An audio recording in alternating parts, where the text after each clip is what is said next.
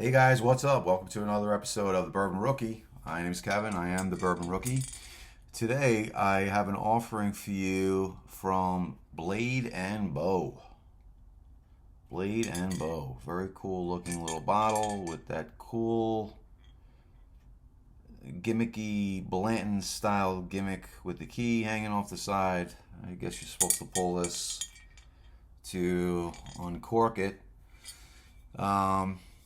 Basically, I got this from Total Wine in my area, and just found out that Total Wine does delivery, and they cover a pretty vast area. So pretty cool that Total Wine's about 25 miles from me, and somebody was, for the minimal price of $9.99, made a delivery to the house.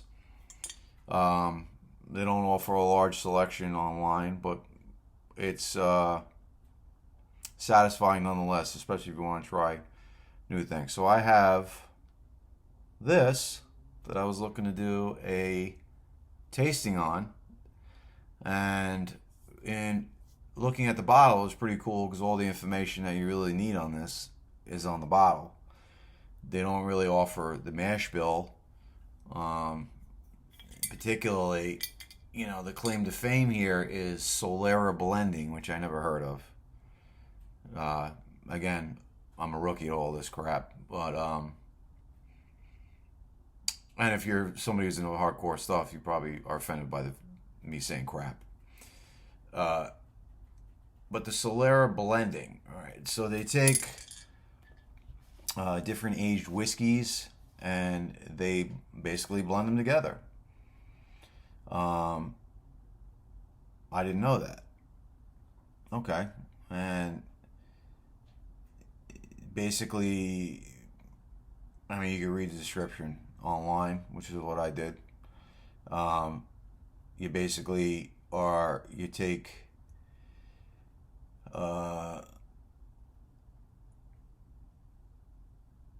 whiskey that's aged traditionally, you place it into a large wooden vessel to finish its maturation. Once in the vat, or the vessel, it's blended with older product that's kept inside. After spirits marry, it's ready to be bottled. Well, there's another system of doing it apparently, but whatever. It's all online. They don't tell you what the mash bill is, and they don't tell you what the whiskeys that are blended in here. So it's a mystery whiskey. And the thing about the keys, you become a member.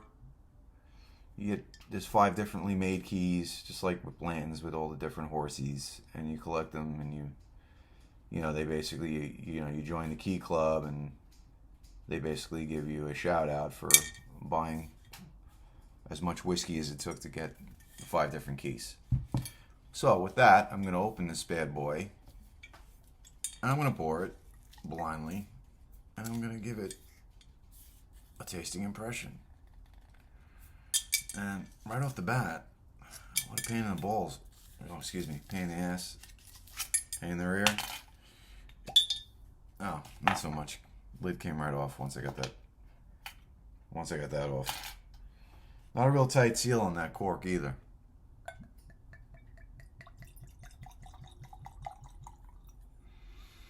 So we got this poured, and looking at the color, I mean, you can kind of see it's very light, almost a gold to amber. You swish it around. There's not a lot of oil on the glass. A little bit at the top. Starting to drip. Not really. Let's see what we get. On the nose, just a lot of sweetness. It's like a sweet aroma, but a smooth aroma. Not a lot of ethanol.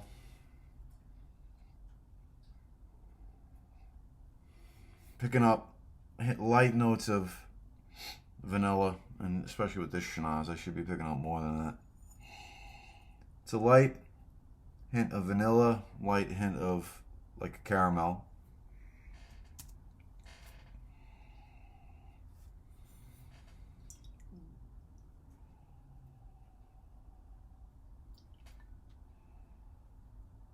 Not really getting much more than that, guys. Caramel, vanilla. You know, all those like sweet notes. Maybe a little butterscotch. But it's kind of the same as caramel. Anyway, cheers.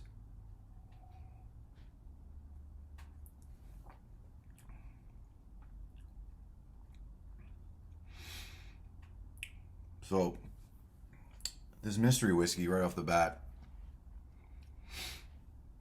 gets to the first part of the tongue, and the alcohol, the ethanol, goes right up into the sinuses right away. And it's nice because as it rolls down further on the tongue, it's a sweet, a little bit of oaky. Because with this, I think they use a white oak barrel. That's what they claim on here.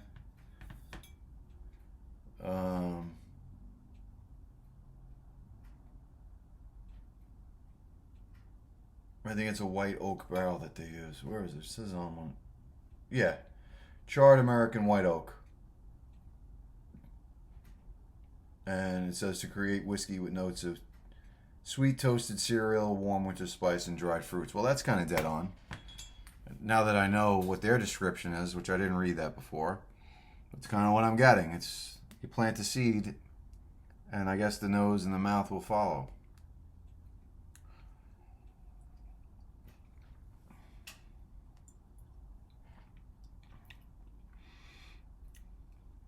Wow, it's good. I don't know much about cereal flavor, but man,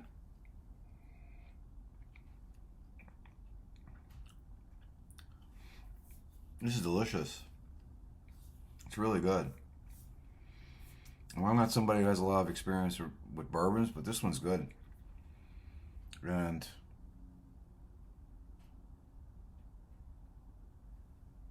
maybe I was wrong on that oil, guys. You tell me. Can you see that oil off the glass?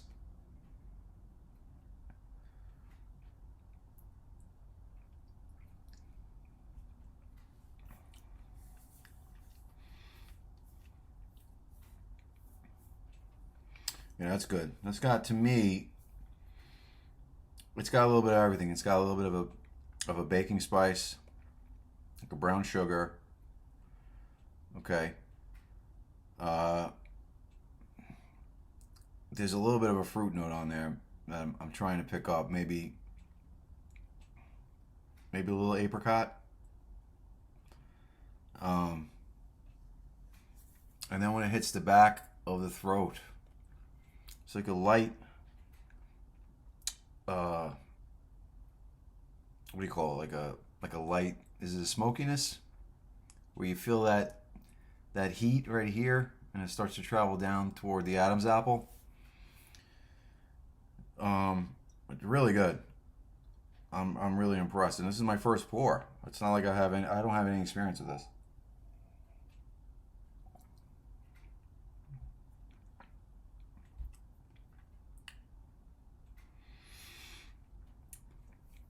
And the sweeter it gets,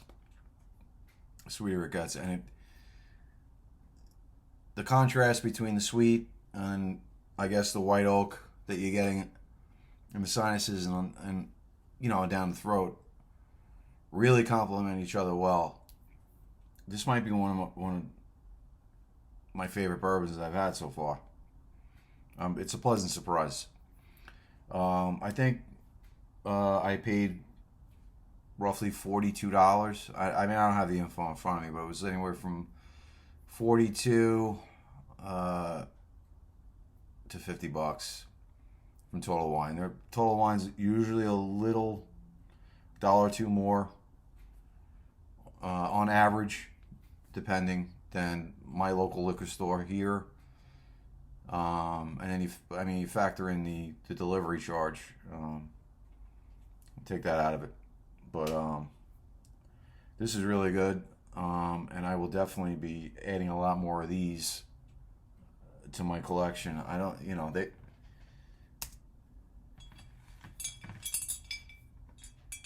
there's another Blade and Bow. I think they say it's a 22 year. There's only 2 products on their website. So if you were to look it up and you found out anything more about this than I did on a quick Google search, let me know. Sorry about that. It's timely time for a phone call. Anyway, if you like Cat Stevens, that's my ringtone. Definitely recommend this bourbon, guys. If you have an opportunity to pick it up, please do. Take care, guys.